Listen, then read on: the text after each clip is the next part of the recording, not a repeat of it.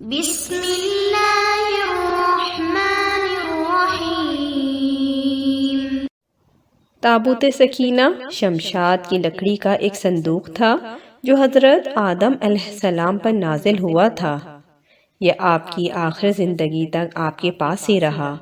پھر بطور میراث یکے بعد دیگرے آپ کی اولاد کو ملتا رہا، یہاں تک کہ یہ حضرت یعقوب علیہ السلام کو ملا اور آپ کے بعد آپ کی اولاد بنی اسرائیل کے قبضے میں رہا، اور حضرت موسیٰ علیہ السلام کو مل گیا تو آپ اس میں توریت شریف اور اپنا خاص سامان ساتھ رکھنے لگے۔ یہ بڑا ہی مقدس اور بابرکت صندوق تھا۔ بنی اسرائیل جب کفار سے جہاد کرتے تھے اور کفار کے لشکروں کی کثرت اور ان کی شوکت دیکھ کے سہم جاتے اور ان کے سینوں میں دل دھڑکنے لگتے تو وہ اس صندوق کو اپنے آگے رکھ لیتے تھے، تو اس صندوق سے ایسی رحمتوں اور برکتوں کا ظہور ہوتا تھا کہ مجاہدین کے دلوں میں سکون و اطمینان کا سامان پیدا ہو جاتا تھا،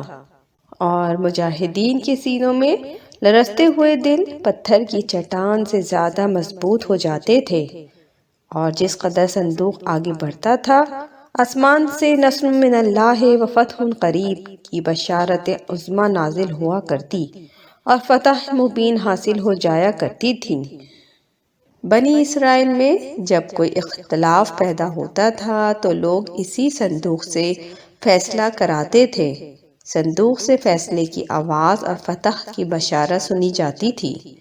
بنی اسرائیل اس صندوق کو اپنے آگے رکھ کر اور اس کو وسیلہ بنا کے دعائیں مانگتے تھے تو ان کی دعائیں مقبول ہوتی تھیں، اور بلاؤں کی مصیبتیں اور وباؤں کی آفتیں ٹل جایا کرتی تھیں۔ یعنی یہ صندوق تابوت سکینہ اسرائیل کے لیے رحمت و برکت کا خزانہ اور اللہ تعالیٰ کی رحمت کا نہایت مقدس اور بہترین ذریعہ تھا،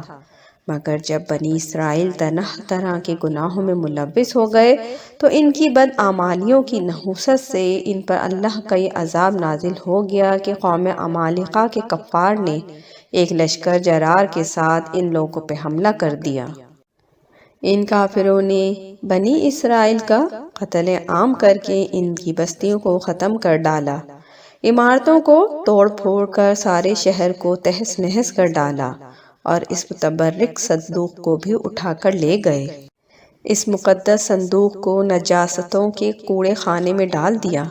لیکن اس بے ادبی کا قوم عمالقہ پہ یہ وبال پڑا کہ یہ لوگ طرح طرح کی بیماریوں اور بلاؤں کے ہجوم میں جھنجھوڑ دیے گئے، چنانچہ قوم عمالقہ کے 5 شہر بالکل برباد اور ویران ہو گئے، یہاں تک کہ ان کافروں کو یقین ہو گیا کہ یہ صندوق رحمت کی بے ادبی کا عذاب ہم پر پڑ گیا ہے، تو ان کافروں کی آنکھیں کھل گئیں،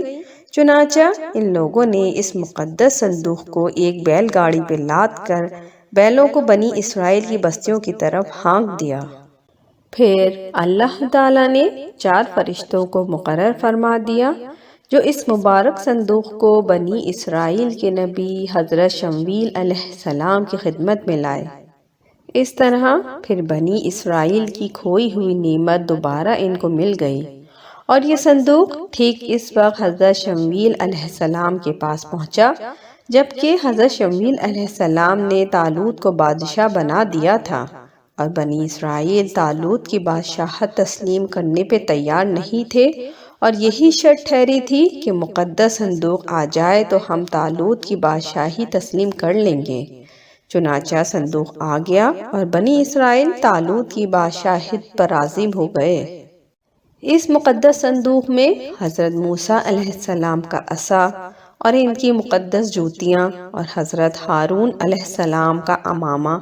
حضرت سلیمان علیہ السلام کی انگوٹھی، توریت کی تختیوں کے چند ٹکڑے، کچھ من و سلوہ، اس کے علاوہ حضرت انبیاء کرام علیہ السلام کی صورتوں کے حلیے وغیرہ سب سامان تھے۔ قرآن مجید میں اللہ تعالیٰ نے سورہ بقرہ میں اس مقدس صندوق کا تذکرہ کرتے ہوئے ارشاد فرمایا ہے کہ اور ان سے ان کے نبی نے فرمایا اس کی بادشاہی کی نشانی یہ ہے کہ آئیں تمہارے پاس تابوت جس میں تمہارے رب کی طرف سے دلوں کو چین ہے، اور کچھ بچی ہوئی چیزیں ہیں معزز موسیٰ اور معزز ہارون کے ترکہ کی، اٹھاتے لائیں گے اسے فرشتے، بے شک اس کی بڑی نشانی ہے تمہارے لیے اگر ایمان رکھتے ہو۔ بنی اسرائیل کے صندوق کے اس واقعے سے یہ معلوم ہوا کہ بزرگوں کے تبرکات کے خداوند کے دربار میں بڑی عزت و عظمت ہے اور ان کے ذریعے مخلوق خدا کو بڑے بڑے فیض و برکات حاصل ہوتے ہیں۔ دیکھ لو اس صندوق میں حضرت موسیٰ علیہ السلام کی جوتیاں، آپ کا عصا اور حضرت ہارون علیہ السلام کی پگڑی، حضرت سلیمان علیہ السلام کی انگوٹھی تھی۔ تو اللہ تعالیٰ کی بارگاہ میں یہ صندوق اس قدر مقبول و مکرم و معظم ہو گیا